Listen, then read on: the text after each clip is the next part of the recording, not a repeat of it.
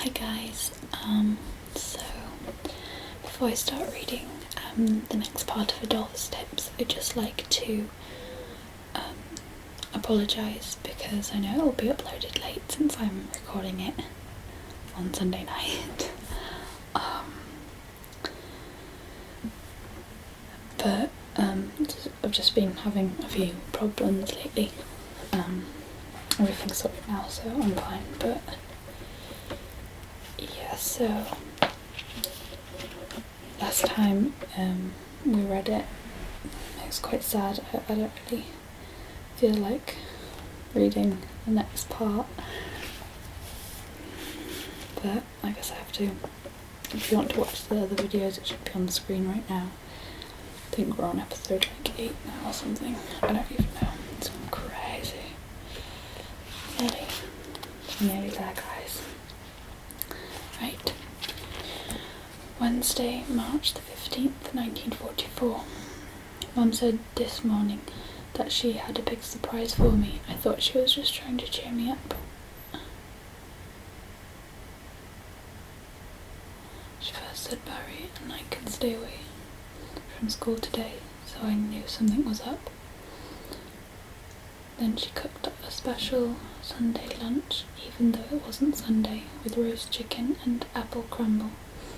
The table was laid with all the best china and her best tablecloth, and she'd done her hair and put on powder and lipstick. Even Uncle George looked less like an old scarecrow than usual. He'd slicked down his hair and put on a tie. Grandfather wasn't there and no one would tell me where he was. Mum just tapped her nose at me and smiled mysteriously. Barry said he knew that what it was all about, but he wasn't going to tell me, so I pretended I didn't care anyway, which upset him a bit, which I shouldn't have.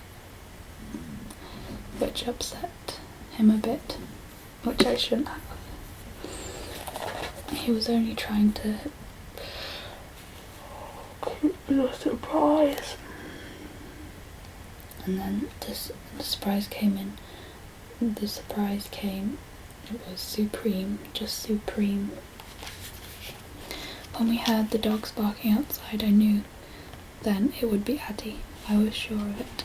I ran outside, but it wasn't an American Jeep. It was a car, Grandfather's old Ford, still dusty from being kept in the barn. Someone was waving at me, and I couldn't see who it was, not at first. Then he opened the door and got out, but he wasn't wearing an American uniform. It was a British uniform, with stripes on the right way up.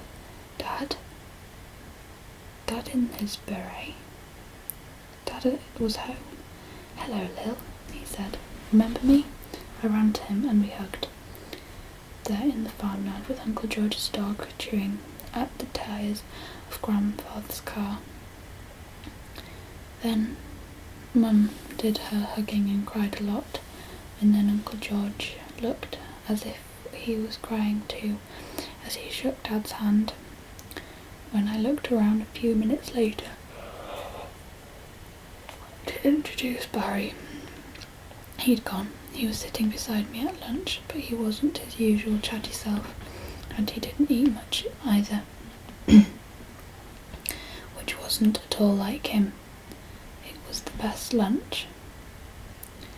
Dad ate as if he hadn't eaten at all in the 2 years he'd been gone.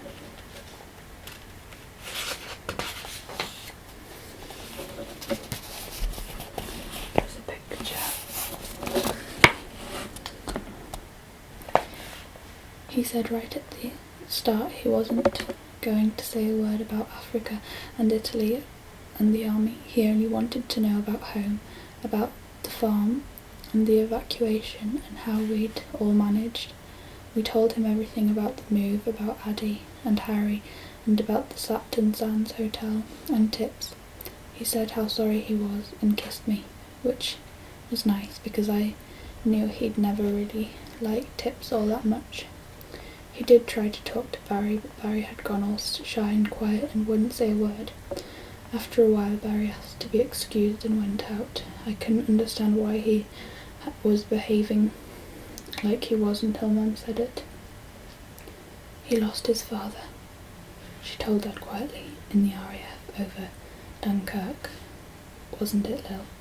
I felt so bad, so stupid not to have realised I had my father back, but Barry could never have his back. I went out and found him sitting looking at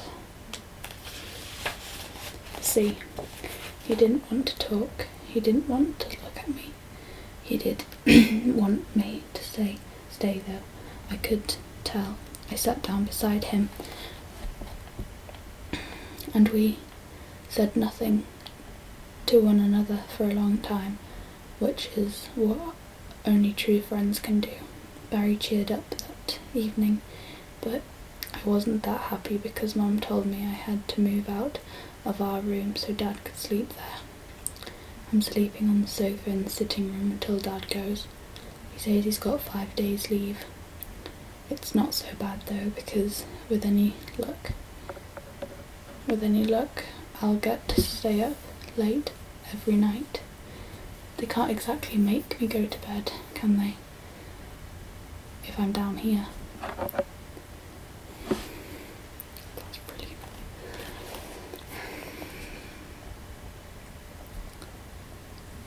And anyway, it's not so bad. I've got the fire to look at and keep me warm. I know I shouldn't say this. I shouldn't even have thought it. But I did. When Dad arrived and I saw it wasn't an American Jeep, I remembered.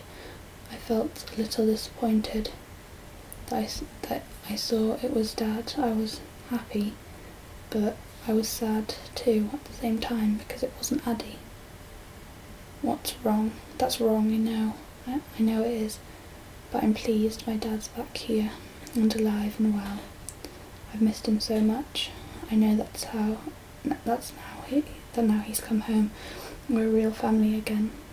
He's thinner than he was and he's lost some of his hair, but I won't tell him that. He wouldn't like it.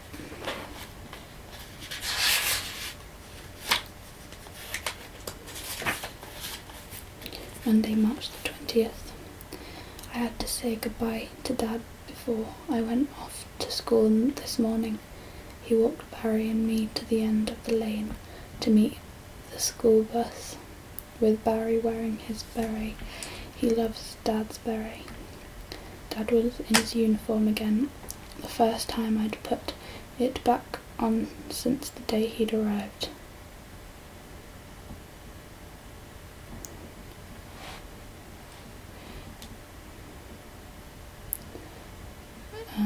The first time he'd put it back on since the first day he'd arrived, and I was very proud of him. And then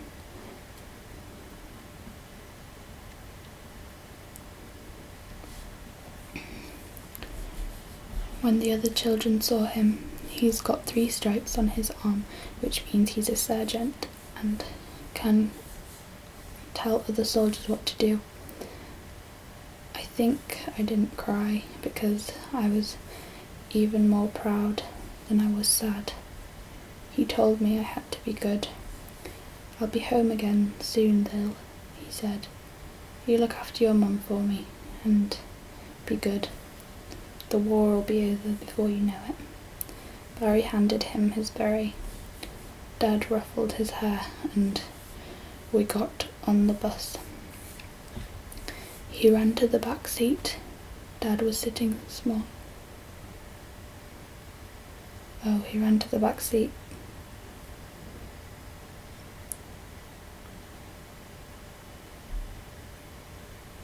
Dad ruffled his hair and we got on the bus. We ran to the back seat. Dad was getting smaller and smaller in the distance. Soon, all too soon, he was gone. Gone altogether. When I did cry, but I looked hard out of the window so that no one would know.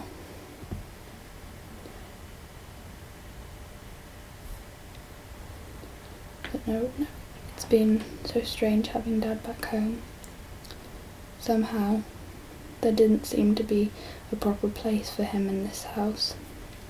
He spent most of his time with Grandfather and Uncle George on the farm, mending all the machinery, and a whole afternoon tinkering with the tractor engine with Barry, who loves getting his hands oily. Once he went off drinking in the pub with Uncle George and the others in the home guard, a sort of welcome home party I think it was, but we couldn't go, of course, because we're not allowed in pubs. Mum was so happy when he first came home, but when I'd see her gazing at him out the kitchen window, and I knew then she was thinking. As the days passed and Dad's leave got shorter and shorter, we were all thinking the same. We didn't laugh like we had before. We were just waiting for the moment he had to leave, so we couldn't enjoy him being there as much as we should have done. It hung like a shadow over us. Now he'd gone, and it's as if he'd never been home at all, and I'm going to pray for him every night he's away. Starting right now, I won't miss once. Cross my heart and hope to die. Wednesday, March the 29th, 1944. When we go to school now, we see more and more soldiers. Mostly they're Yanks, but some of them are ours too. We see them in lorries and in taxis.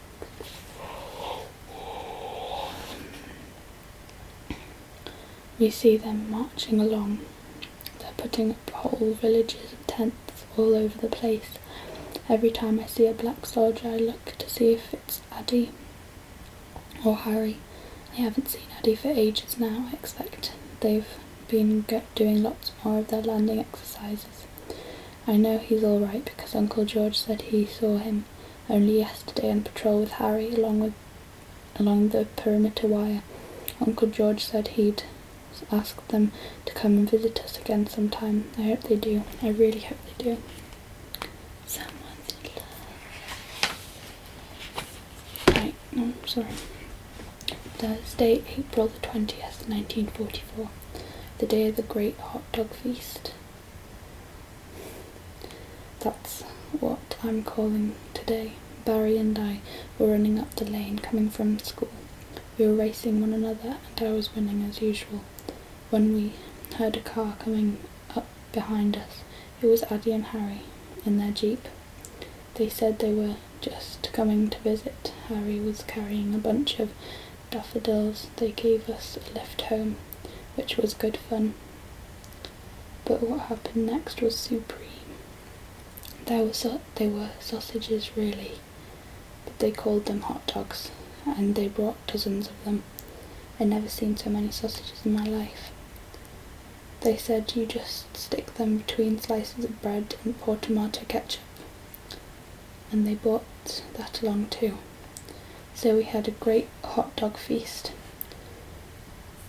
All of us together in the kitchen, and in the middle of the table were the daffodils Addie and Harry had given Mum. Barry said it was the best meal of his life. He ate 6 and got ketchup all over his face.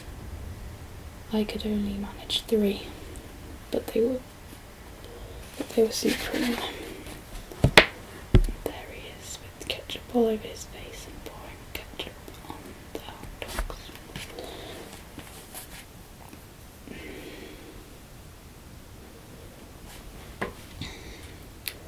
We only mentioned tips once when Uncle George's cat came in rubbing up against my leg and looking for a sausage himself.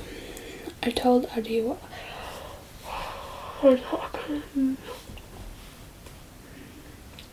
how tips had gone off and about the hotel being blown up. He knew about the hotel, but he told me I wasn't to worry. She'll come home, Addie said. That cat's a real survivor. sure as my name is Adolphus T. Madison.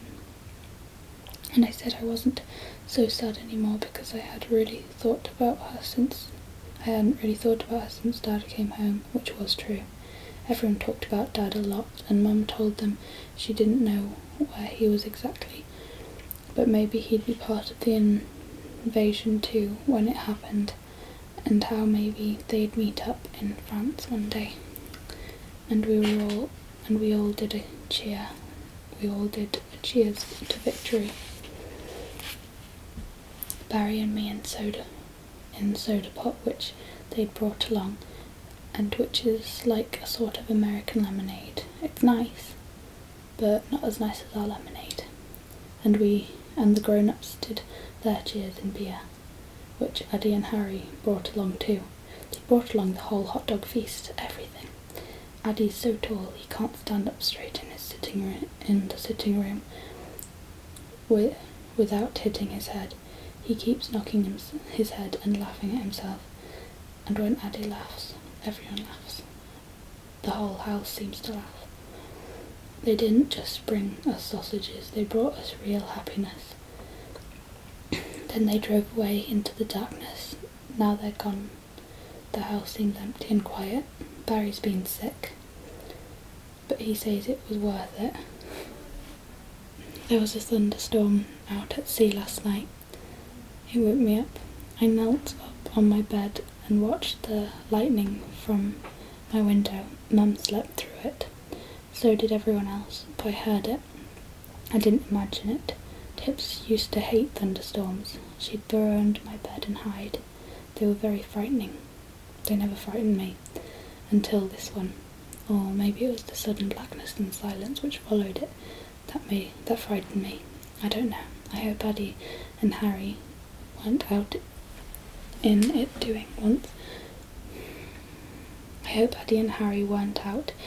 doing one of their practice landings. In school today, Miss Blumfeld read us a story. It was all about America. It's called Little House in the Big Woods. I like it a lot, but the people in it don't talk at all like Addie and Harry, not the way Miss Blumfeld reads it anyway. Once Uncle George's radio had gone wrong again. All you could hear is the whistling and crackling. He's really cross, but he still sits there all evening trying to listen to it, banging it from time to time. But all he gets is more whistling, more crackling. Barry and I got the giggles when Barry imitated Uncle George's grumpy face.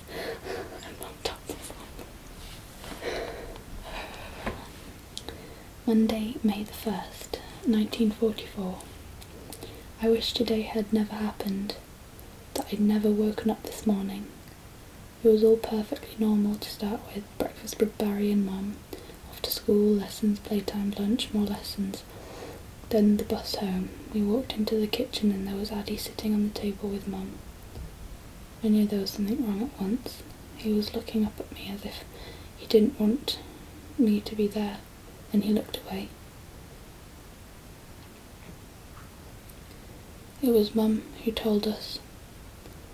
"It's Harry," she said, quietly. Addie came to tell us he had been killed. Not again. Oh, everyone died. So annoying. When Addie spoke, his voice was filled with tears. He was told, "We got to keep it quiet," he said. "I ain't gonna keep it quiet. Not for nobody. There's hundreds of us dead out there. What they gonna tell their folks back home?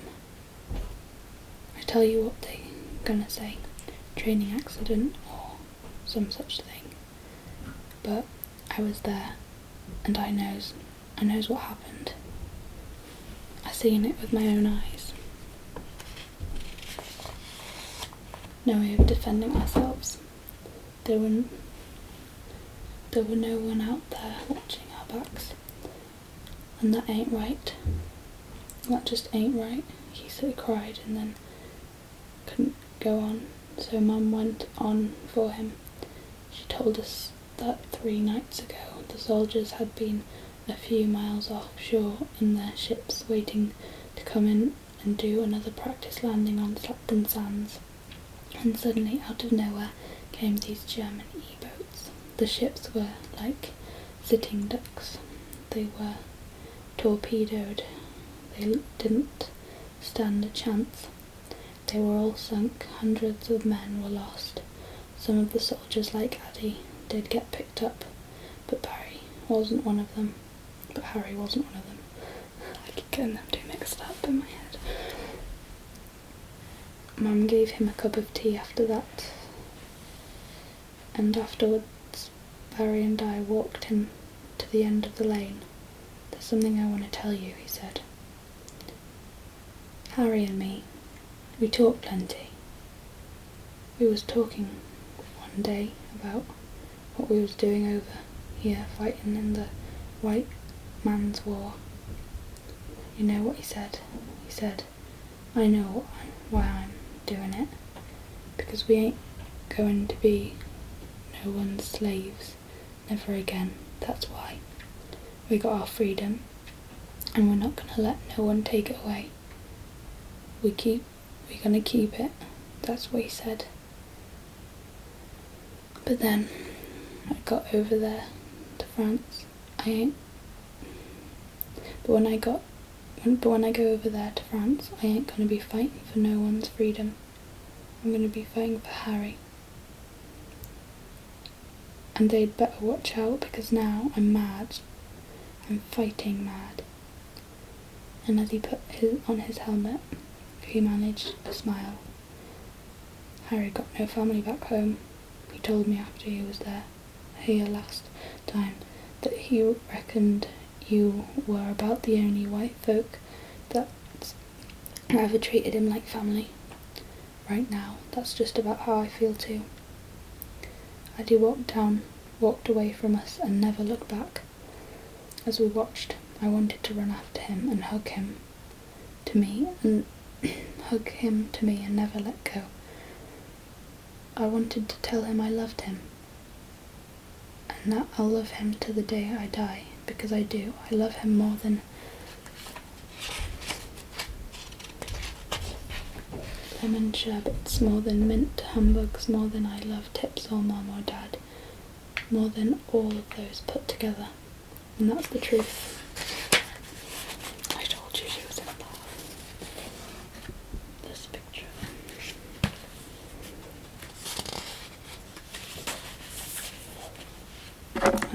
On the way home I picked a daffodil and I put it in my diary on this page, so I'll always be here to mark the day Harry died, and the day when I first knew I loved Harry.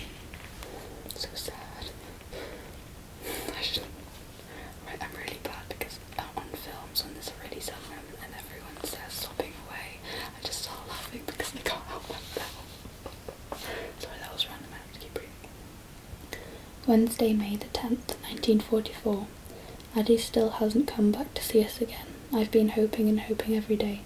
I wonder if he ever will. I can't stop thinking of him walking away down the lane, and that maybe it's the last time I'll ever see him.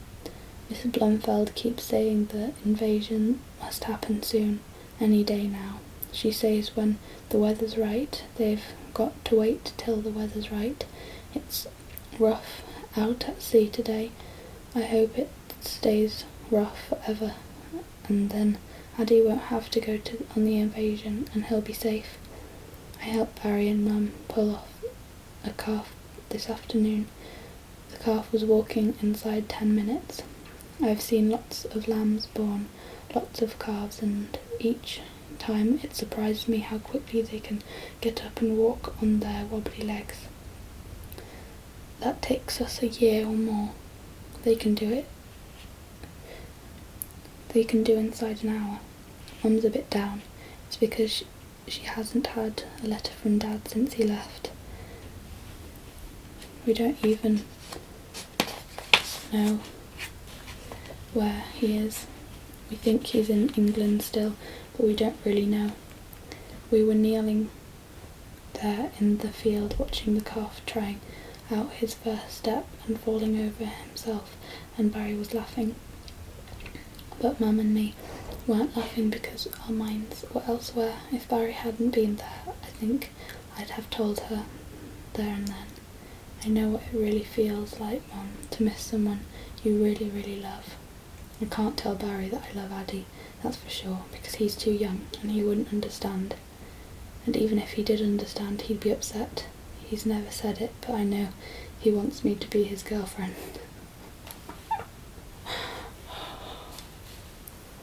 Young love. I never will be, not now. Barry's more like a brother to me, more like a friend. A really good friend. Like, with Addy it's different. So completely different. You just got friends there. Mrs. Turner has come to stay, Barry's mum.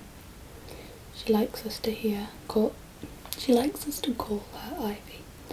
Last Tuesday she just turned up out of the blue to give Barry a nice birthday surprise, she said. That's in 2 days' time. She gave him a surprise all right. She gave us all the surprise. We got back from school and there she was sitting with Mum at the kitchen table, her suitcase beside her. She hugged Barry so tight and for so long that I thought his eyes might pop out, and she pinched his cheek like I could see he didn't like at all. She got lots of powder on her face and bright scarlet lipstick, which Barry's always wiping off his face after she kisses him, and that's very often, and her eyebrows are penciled on. Not really, just like Marlene Dietrich in the films, Mum says.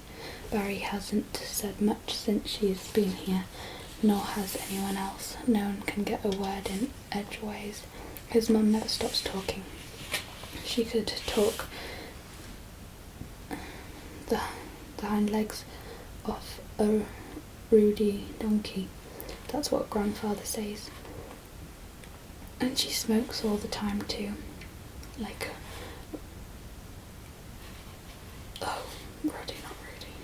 like a ruddy chimbly. Grandfather says that too. Ivy's nice though. I like her. She came with presents for everyone and told us again and again how kind we'd been to look after Barry for her. Although supper tonight she told us story after story about the Blitz in London, about the air raid sirens running to shelters and sleeping at night down in the underground stations. She talks in a towny accent, just like Barry does, only a lot louder and for a lot longer. She's very proud of her big red London bus, I'm telling you. Ain't nothing going to stop my number 74 from getting where she's going. She said this evening, Ollers in the road, busted bridges, tumbled down houses, they can send over all the exploding dudders they like. This is really hard to read. Will they stop my bus from getting where it's going? Not bloomin' likely. That's what I say. Barry tries to stop her talking from time to time, but it's no use. In the end, he just goes out and lets her get on with it. He spends even more time now out on the farm with grandfather and Uncle George. Barry's mum makes no bones about it. She doesn't like the country, only one little bit, and farms in particular, smelly places, all that mud, all them cows, and the blooming birds waking you up in the morning. Yesterday she was washing up at the sink with Mum after supper, when all at once she burst into tears. What is it? Mum asked, putting an arm around her. It's all that green, she said, pointing out in the window. It's just green everywhere, and there's no buildings, and it's so empty. I hate green. I don't know why, I just ate it. She hardly even goes out, just stays